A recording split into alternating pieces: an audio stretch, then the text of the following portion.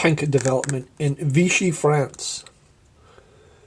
Curiously enough, tank development continued in France even after the armistice. Thus, Somua S35 was the only French tank that interested the German army, and there was a tentative scheme in late 1940 to use captured French equipment to build new panzer divisions. There was a deliberate effort to recover as many S35 as possible, and these were transferred to the St. Wall plant for refurbishment. There is also some evidence that unfinished S35 were completed under German supervision. Somua engineers continued to work on the proposed S40 cavalry tank. The Vichy government, under Admiral Darlan, conducted discussions with Berlin via Otto Abetz, the German ambassador, in the spring of 1941 in the hopes of loosening German occupation policy in exchange for German military rights in the French overseas colonies. A tentative set of agreements was reached in May 1941 called the Protocols of Paris, or Paris.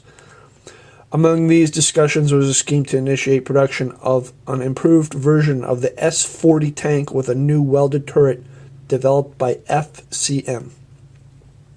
Basically, it's a French tank with a three-man turret concept, which is German. Usually the French tank would have a one-man turret. There were hopes to start the manufacture of the improved S-40 tank in 1942. This illustration shows the intended layout of the versions with three-man FCM turret and improved 47mm gun. So that's the proposed 47mm gun. There's the turret. I'm going to use a pen instead of my finger. Hold on a minute.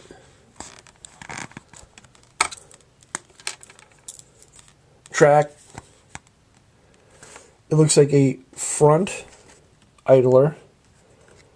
The suspension is like invisible. You can't really see it. And there's the rear drive sprocket. Very linear track build out. Here's the engine deck. And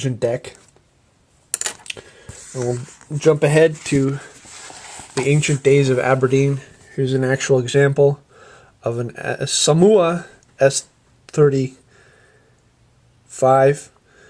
in what was once Aberdeen Ordnance Museum.